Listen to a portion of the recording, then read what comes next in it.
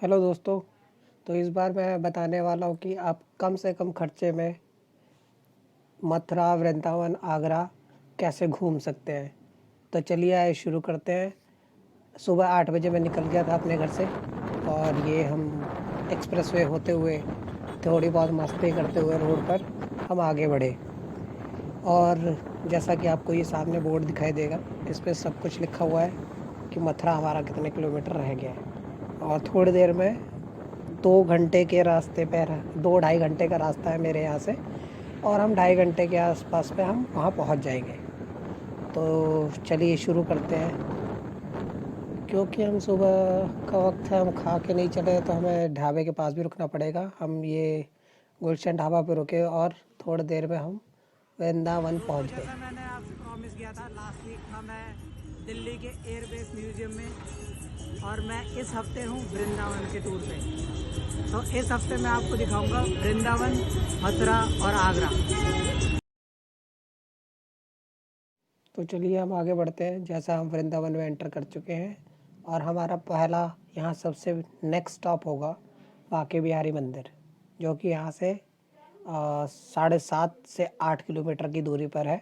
हम अपने स्कूटी पर है तो हमें कोई जाने में दिक्कत भी नहीं होगी। हमें कोई ऑटो अब हम खड़े हैं बांके बिहारी मंदिर। 1 बजे ये सर्दी के मौसम में बंद हो जाता है और गर्मियों में 12 बजे ये बंद हो जाता है। तो आप श्योर रहिए 1 बजे से पहले आए और शाम को 4:30 बजे के बाद ये दोबारा खुलेगा।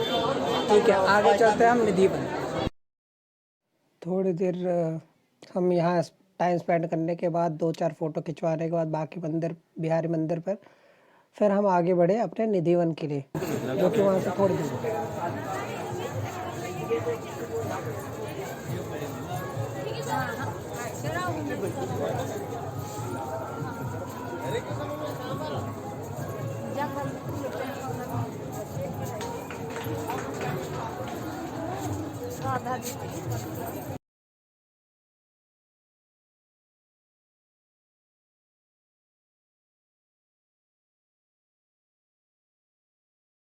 निधि वन में हम घूमते घूमते थोड़ी देर में हम पहुँचे उसके अंदर की निधि टेम्पल में, जहाँ पे बहुत खूबसूरत उनकी मूर्तियाँ लगी हुई हैं, भगवान राधा और कृष्ण की।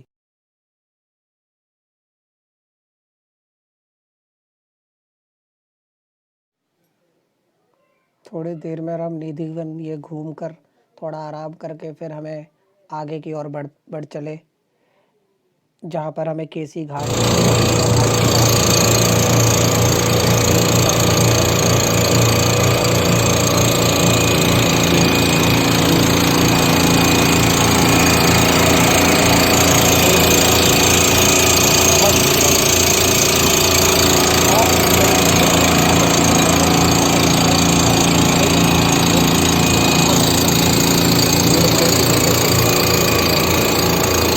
घाट पर थोड़ी देर रहकर फ़ोटो वोटो खिंचवाया, अपनी यादें बनाई। फिर उसके बाद हम चले बलराम टेम्पल की ओर।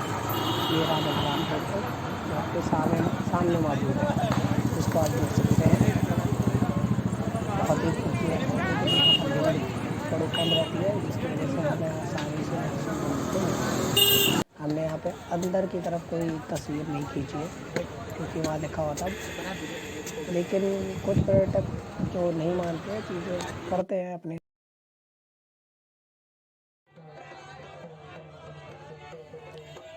निधि वन घूमने के बाद हमने अपने रहने के लिए होटल की तलाश की, क्योंकि 4 से ऊपर बज चुके थे, 4:30 के आसपास। तो वहीं हमने एक होटल ढूंढा। ठीक है, आप आश्रम भी कर सकते हो, काफ़ी सस्ते में आश्रम मिल जाएंगे आपको 500 से 600 रुपये में। लेकिन हम ऑफ सीज़न में नहीं गए थे, तब बहुत ही महंगे 1500 से 2000 के आसपास का खर्चा था।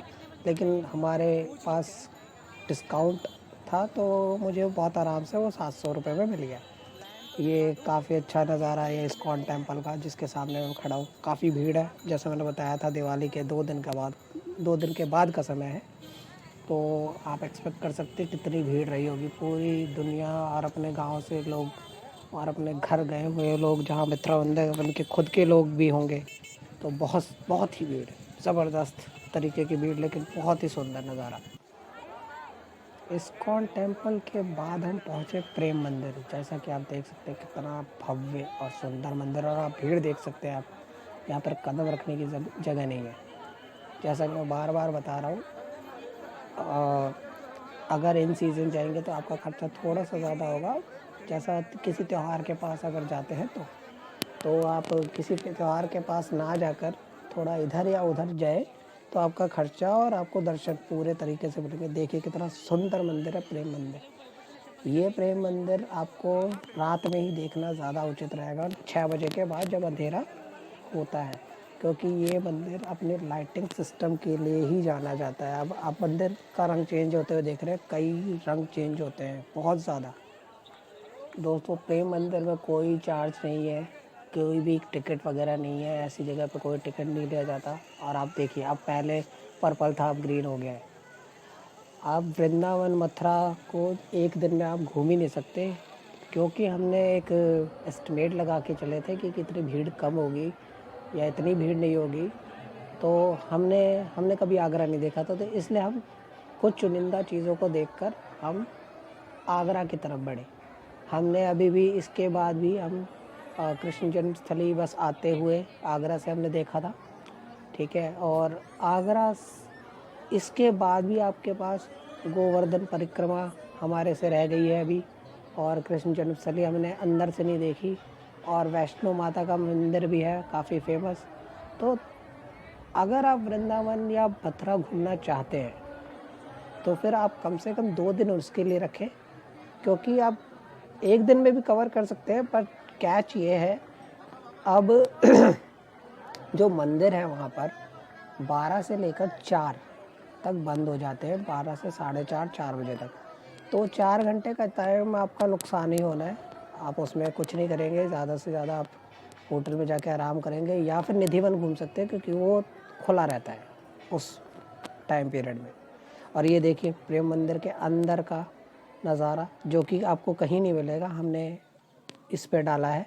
और नेक्स्ट डे हम आगरा की तरफ निकले। ये आगरा की एंट्री गेट है, जहाँ पे एंट्री में हम पहुँचे हैं, और काफ़ी सुंदर लग रहा था, काफ़ी लोग हैं। और ये मैं हूँ जो मैं एंट्री पे खड़ा था। ये मेरा फर्स्ट टाइम एक्सपीरियंस था, मैं आज तक नहीं गया था इसके बाद मैंने भी कुछ यादगारों के लिए तस्वीरें ली और अपनी यादगार बनाई।